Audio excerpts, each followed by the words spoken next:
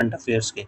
तो चलिए अपनी वीडियो को स्टार्ट करते हैं दोस्तों। यदि आप हमारे साथ पहली बार जुड़े तो प्लीज़ वीडियो को लाइक करना, शेयर करना, देन चैनल को सब्सक्राइब करना ना भूलें। तो चलिए अपनी वीडियो को स्टार्ट करते हैं बिना देर की।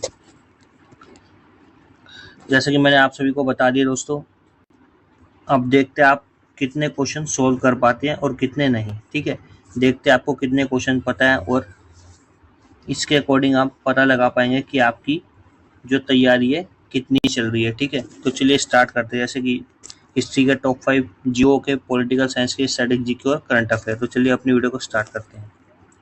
अब जैसे कि पहला ही टॉपिक है कौन सा, हिस्ट्री से। ठीक है, तो इतिहास के जो सबसे टॉप 5 क्वेश्चन है उसके बारे में हम चर्चा करते हैं। तो चलिए स्टार्ट करते हैं वीडियो को।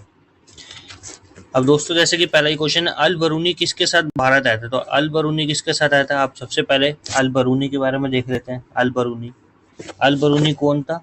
अल बरूनी मोहम्मद गजनी का समकालीन था, यानी कि उसका दरबारी कवि भी बोल सकते हैं, या उसके साथ वो भारत आया था। ठीक है, अब अल बरूनी से क्वेश्चन आता है। ठीक है, तो अल बरूनी से क्या क्वेश्चन आता है कि अल बरूनी ने कौन सी किताब लिखी थी। तो ये आपको पता होना चाहिए। ठीक है, अल बरूनी की एक फेमस बुक है, उसके बारे में पूछता है कि अल बरूनी द्वारा लिखी गई फेमस किताब का नाम बताएं। ठीक है, तो किताब उल हिंद। ठीक है, और यदि पूछ लेगा इसका सेकंड नेम क्या, किताब उल हिंद किताब का, तो ये भी आपको याद होना चाहिए। ठीक है, तारिक उल हिंद। तो इतना आपको याद होना चाहिए।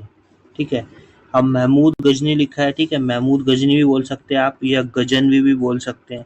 ठीक है, आप सभी जानते हैं इसने भारत के ऊपर कितनी बार आक्रमण किया है, तो 17 टाइम्स आक्रमण किया है। ठीक है, और पूछता है कि महमूद गजनवी का सबसे फेमस आक्रमण कौन सा था। ठीक है, तो 1025 में इसने कहाँ पे आक्रमण किया था, सोमनाथ टेम्पल। ठीक है, यानी कि सोमनाथ मंदिर पे इसने आक्रमण किया था। अब सोमनाथ मंदिर कहाँ पड़ता है, तो ये भी आपको पता होना चाहिए, गुजरात स्टेट में पड़ता है। तो इतना आपको इस क्वेश्चन से याद होना चाहिए। ठीक है, और पूछता है महमूद गजनवी का आखिरी आक्रमण कौन सा था भारत में, तो 1027 में था। ठीक है, तो इतना आप याद रखेंगे। तो option number A will be our right answer. निम्नलिखित में से किसने पृथ्वीराज ठीक है, पृथ्वीराज रासो लिखा था। तो किसने लिखा था, चंद्रबरदाई। ठीक है, तो किसने लिखा था, पृथ्वीराज रासो चंद्रबरदाई जी ने लिखा था। ठीक है, और आपसे पूछ लेगा बाण भट्ट जी ने क्या लिखा था। ठीक है, तो बाण भट्ट जी ने क्या लिखा था, हर्ष चरित्र लिखा था। ठीक है, इसी तरीके से जयदेव ने क्या लिखा था, गीत गोविंद लिखा था। ठीक है, तो इस तरीके से आप याद रखेंगे कि क्या क्या किस किसने लिखा है। तो option number C will be our right answer. Ajanta caves were built during period of, यानी कि पूछ रहा अजंता की जो गुफाएं वो किसके शासनकाल के दौरान निर्मित की गई थी। तो कब की गई थी, उस समय कौन सा अंपायर चल रहा था, गुप्त अंपायर। ठीक है, अब आपसे पूछ लेगा गुप्त अंपायर का फाउंडर यानी कि संस्थापक कौन है, तो ये आपको पता होना चाहिए सबसे पहले, श्रीगुप्त। ठीक है, इतना आपको पता होना चाहिए। ठीक है, और आपसे पूछ लेगा गुप्त अंपायर का ऐसा कौन सा रूलर था जिसने नालंदा विश्वविद्यालय की स्थापना की थी। ठीक है, नालंदा यूनिवर्सिटी की स्थापना किसने की थी, तो ये भी आपको पता होना चाहिए, कुमार गुप्त ने की थी। ठीक है, तो इतना आप याद रखेंगे। तो option number A will be our right answer. किस गुप्त राजा को कविराज के नाम से जाना जाता है, तो कविराज के नाम से किसको जाना जाता है, समुद्रगुप्त को जाना जाता है। ठीक है, तो ऑप्शन नंबर डी राइट हो जाएगा आपका। और समुद्रगुप्त को और किस नाम से जाना जाता है, तो समुद्रगुप्त को भारत का नेपोलियन भी बोलते हैं। ठीक है, तो ये भी आप याद रखेंगे। आपसे पूछ लेगा who is known as the Napoleon of India. ठीक है, तो किसे कहा जाता है, समुद्रगुप्त को। ठीक है, इतना याद रखेंगे। और गुप्त अंपायर किस लिए फेमस है, ठीक है, तो गुप्त साम्राज्य जो है वो किस लिए फेमस था, गुप्त अंपायर को या उसके युग को क्या कहा जाता था, कला का स्वर्ण युग। ठीक है, यानी कि गोल्डन एरा ऑफ आर्ट्स। ठीक है, तो ये इसलिए फेमस था। तो option number D will be our right answer. Lahore के स्थान पर दिल्ली को राजधानी किसने बनाया था? लाहौर के स्थान पर किसने बनाया था आप सभी जानते हैं। सबसे पहले तो कुतुबुद्दीन ऐबक ने लाहौर में क्या किया था, अपनी कैपिटल बनाई थी। ठीक है, यानी कि जो दिल्ली सल्तनत पीरियड स्टार्ट हुआ था, ऐबक ने, जो गुलाम डायनेस्टी जिसे बोलते हैं आप, ठीक है, गुलाम डायनेस्टी या इलबरी वंश भी बोलते हैं।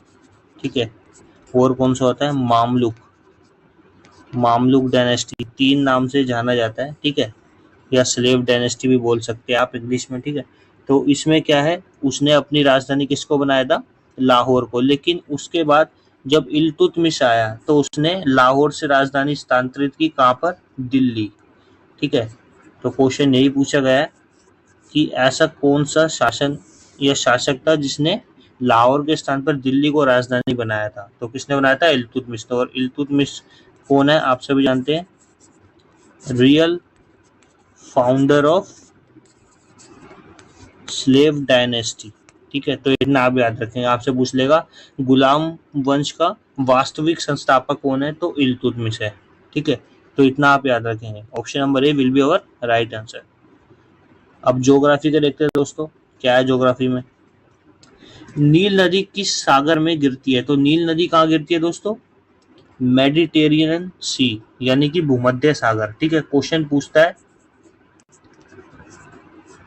लाल सागर, ठीक है, यानी कि रेड सी, और मेडिटेरियन सी जिसे आप बोलते हैं भूमध्य सागर, ठीक है, को कौन सी नहर जोड़ती है?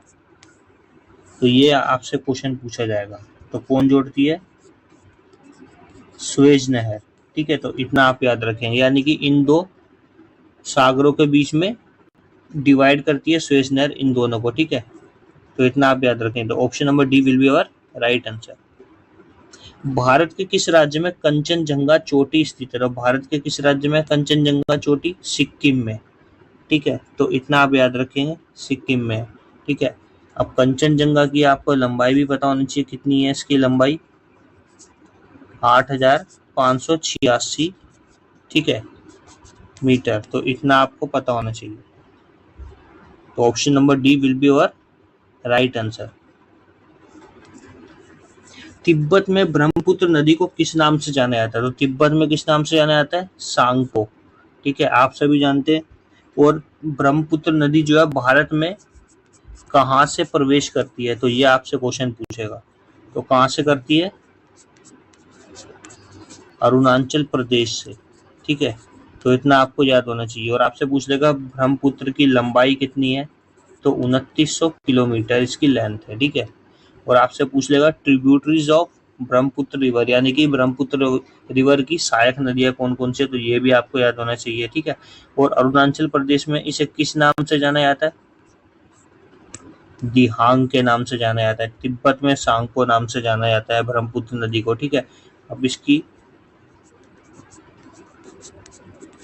ट्रिब्यूटरीज कौन कौन सी होती है? सुबनसिरी, मानस, ठीक है, और लोहित, ठीक है, सुवर्ण रेखा। इस तरीके से आप याद कर सकते हैं।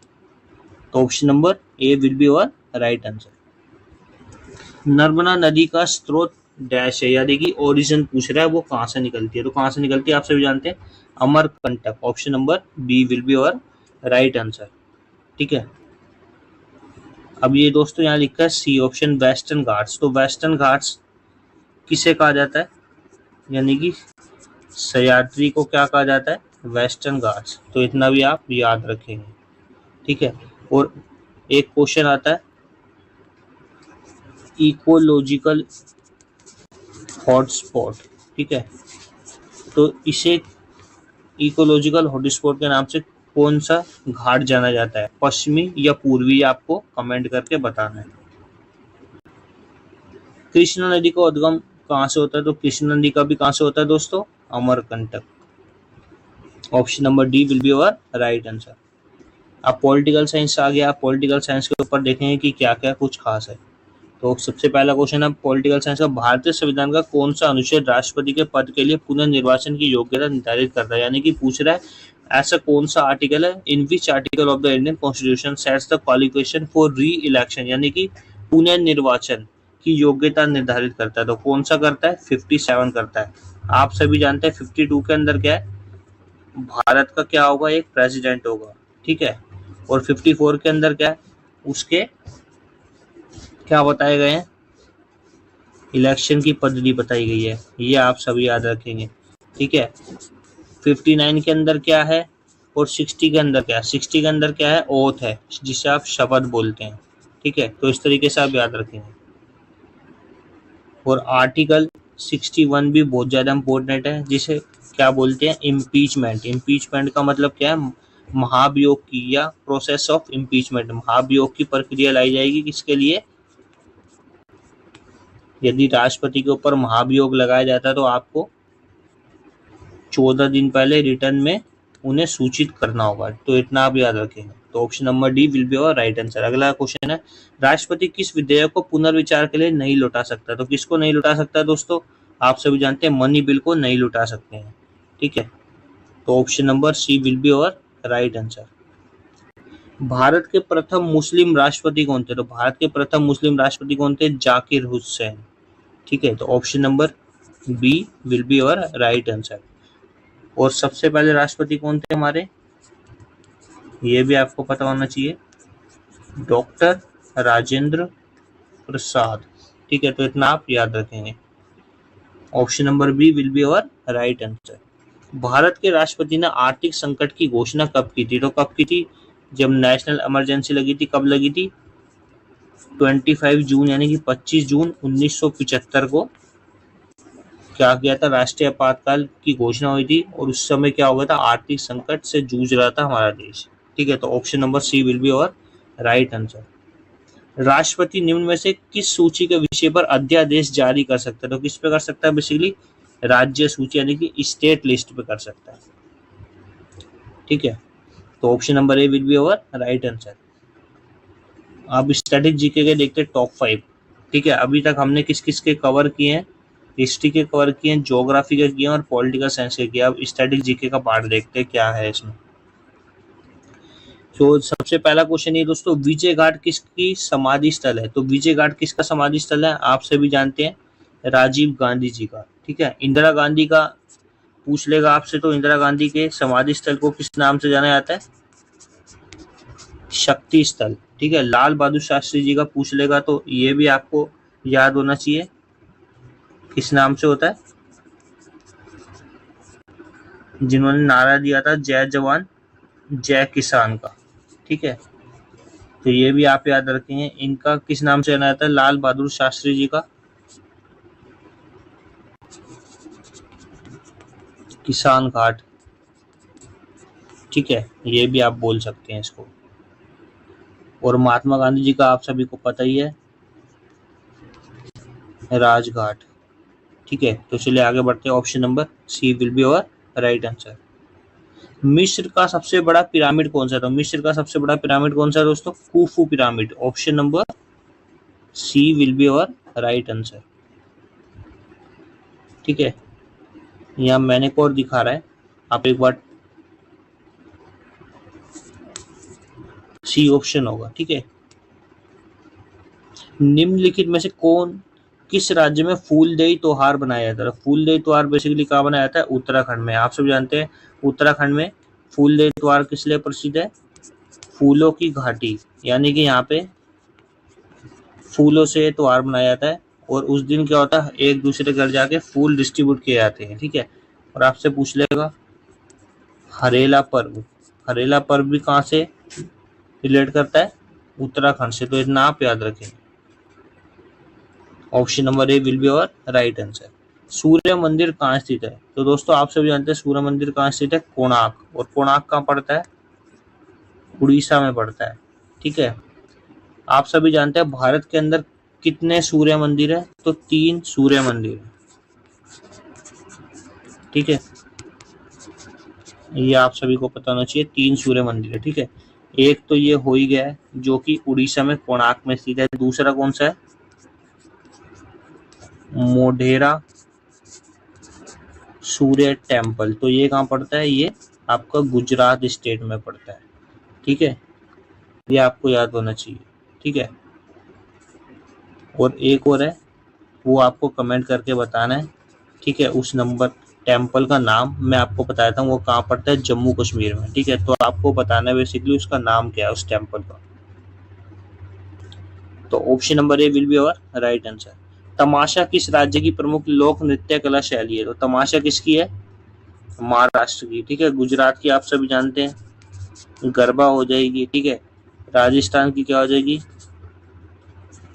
मुंडेरा हो जाएगी। ठीक है, इस तरीके से आप याद रखेंगे। ठीक है, आपसे आपसे पूछ लेगा अर्पण, ठीक है, या अल्पना किसकी है? तो अल्पना किसकी होती है? वेस्ट बंगाल की होती है। अर्पण किसकी होती है? बिहार की होती है। इस तरीके से आपसे कुछ भी पूछ सकता है।